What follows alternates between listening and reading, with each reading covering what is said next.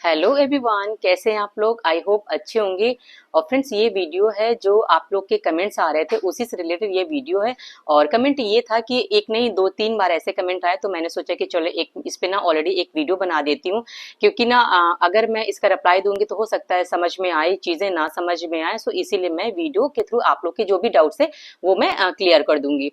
सो जैसे आप सभी को पता है कि ये जो मेरा चैनल है रीस्टार्ट ओन लाइफ, ये एक स्टडी चैनल है। और साथ में ना मैं डेली के जो भी मेरा मॉर्निंग से लेके इवनिंग तक जो रूटीन होता है वो मैं आप लोग के साथ में शेयर करती हूँ। क्योंकि मैं एक हाउसवाइफ हूँ और साथ में एक मदर हूँ, और अपनी जो तैयारी है वो मैं करती हूँ। और कंपटीशन की जैसे कि अभी आर ओ री एग्जाम मेरा होने वाला है, तो उसी बेसिस पे जो भी मेरे टारगेट्स होते हैं वो मैं आप लोग के साथ में शेयर करती हूँ। और कमेंट ये था कि जैसे आप ना एक दिन में कितने सब्जेक्ट पढ़ते हो।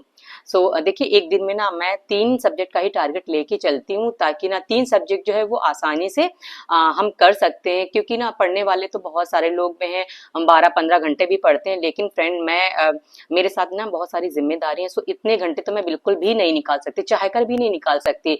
इवन जो लोग अनमैरिड हैं वो हो सकता है निकाल सकते हैं, उनमें भी गर्ल्स पे होता है, डिपेंडेंसी होती है कि नहीं, गर्ल्स के साथ ना बहुत सारे जो होते हैं काम ना वो जुड़े हुए होते हैं। सो इसीलिए ना टाइम जो है वो शॉर्ट पड़ जाता है।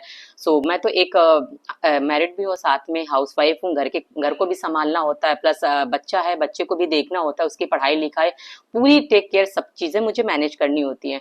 सो पूरे दिन का अगर मैं आपको ओवरऑल शेड्यूल बताऊं तो मेरा जो है ना 7 से 8 घंटे की जो पढ़ाई है ना वो आप मान के चल सकते हो। और एवरेज अगर मैं आपको बता दूं तो 6 घंटे। क्योंकि जैसे कभी हो जाता है, कभी हम 6 घंटे पढ़ लेते हैं, कभी 7 घंटे, कभी हम 8 घंटे भी पढ़ लेते हैं। और इससे ज्यादा अगर टाइम निकाले ना तो निकाल नहीं सकते। क्योंकि फ्रेंड ना इतना ही टाइम पढ़ते पढ़ते ना पूरा दिन निकल जाता है। क्योंकि ना अगर अगर आप ना 3 सब्जेक्ट का टारगेट लोगे, जैसे कि एक हिंदी हो गया, हिंदी आपको डेली पढ़नी है, करंट अफेयर आपको डेली पढ़ना है, और साथ में एक कोई और सब्जेक्ट हो गया जैसे जीएस में। तो इस तरह का कोई भी सब्जेक्ट अगर आप पढ़ोगे ना तो उसमें भी देखो ना टॉपिक बहुत सारा होता है, और उसके अंदर जो कंटेंट होना था बहुत ज्यादा होता है।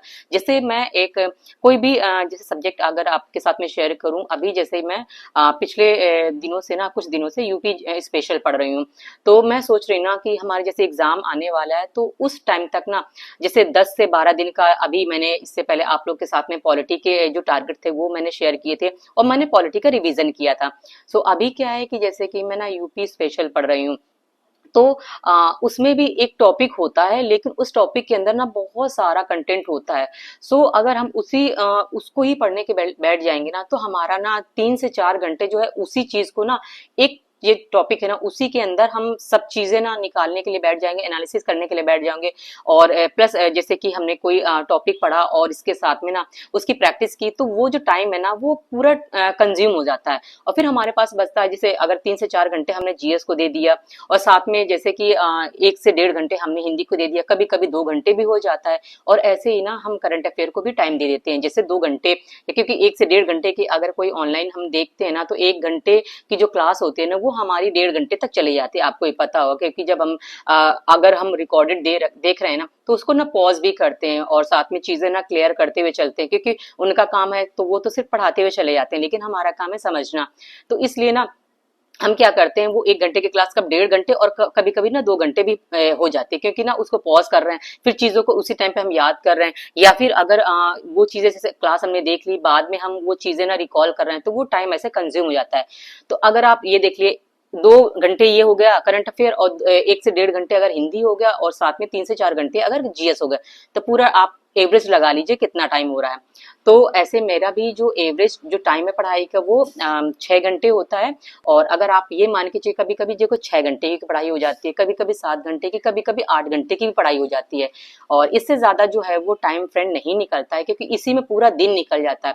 प्लस घर के काम भी होते हैं, वो सारी चीजें भी मैनेज करती हूँ। और बहुत सारी, जैसे आप लोग हाउसवाइफ होंगे, या जैसे जो लोग भी हैं गर्ल्स भी होंगे, तो वो लोग भी जैसे वीडियोज मेरे देखते हैं, तो वो लोग भी अपने आप को मुझसे रिलेट कर सकते हैं कि इतना टाइम फ्रेंड नहीं होता है कि हम पूरा जो फोकस है ना, पूरा डेडिकेशन हम सिर्फ पढ़ाई को दे रहे हैं। ये हाँ तब पॉसिबल था जब हम जैसे कि अभी हमारी 20-21 साल की उम्र है, हमारे पास कोई रिस्पॉन्सिबिलिटी नहीं है और हमारे ना घर वाले हमारे लिए सारी चीजें तैयार करके दे रहे हैं और हमारा काम सिर्फ पढ़ना है। तो तब तो हम मान के चल सकते चलो 6 से 7 घंटे हमने नींद ले ली और 1-2 घंटे जो है वो अपने आप को दे दिया, जैसे कि उसमें नहाना धोना खाना पीना ये सारी चीजें होंगे। बाकी का जो बचा टाइम है ना वो अपने फुल टाइम हमने अपनी पढ़ाई कर ली। तो वो 10 से 12 घंटे या कभी कभी 12-13 घंटे की पढ़ाई वो तो कर सकते हैं, वो भी सीरियस कैंडिडेट जो होते हैं।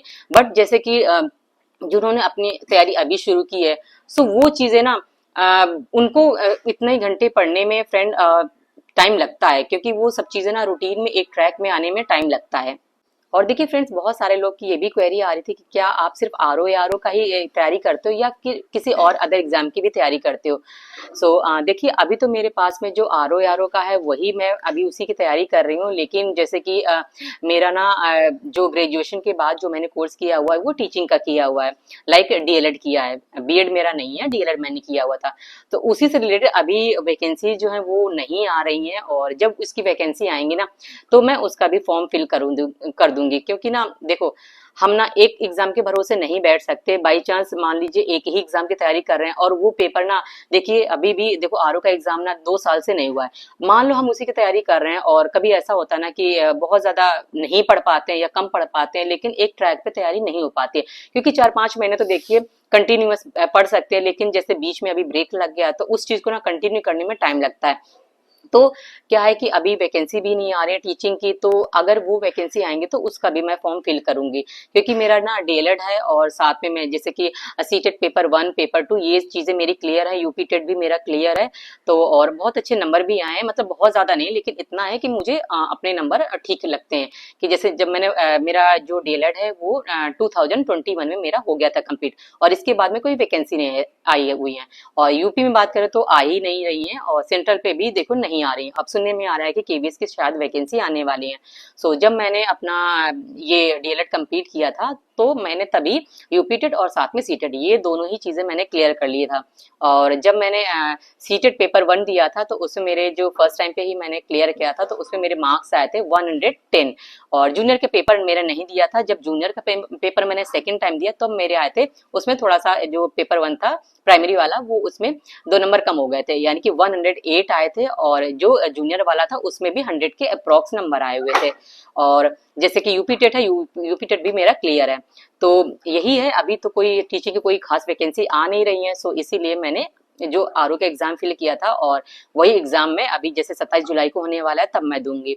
और बीच में अगर आती है टीचिंग का तो उसकी भी मैं तैयारी साथ साथ में कर लूंगी। क्योंकि देखो जीएस है वो भी तो देखो काम आती है। और बाकी जैसे कि केवीएस के आने वाले हैं तो केवीएस में जीएस का बहुत ज्यादा रोल नहीं रहता है, क्योंकि ना 10 मार्क्स का रोल रहता है। बाकी चीजें ना सीडीपी हो गया और बाकी जो मैथ्स हो गया, हिंदी हो गया, इंग्लिश हो गया, पेडागोजी अगर आपकी बहुत अच्छी है तब ये सब चीजें ना आप बहुत अच्छे से कर ले जाओगे।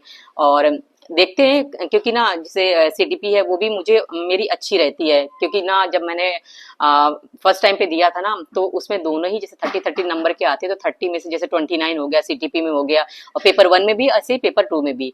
तो मेरा सीडीपी अभी मतलब अच्छा है, ठीक है, लेकिन अभी ना उसको दोबारा से देखना है कि अगर वैकेंसी जैसे आएंगी ना तो उसको दोबारा से मुझे देखने की जरूरत पड़ेगी।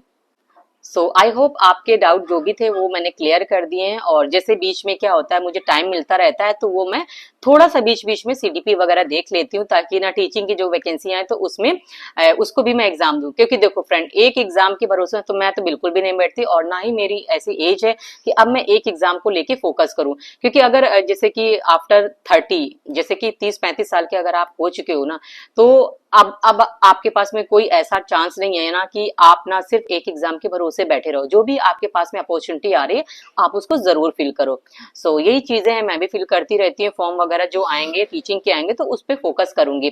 और अभी आरओ का एग्जाम लगा हुआ है तो इसीलिए मेरा फोकस अभी आरओ के एग्जाम को लेके है। और बीच में अगर अदर वैकेंसी आते हैं जिसमें मेरा क्राइटेरिया होता है तो वो भी मैं जरूर फिल करूंगी। आई होप ये सब चीजें थी जो आपने क्वेश्चन किया था उसका मैंने आंसर दे दिया है।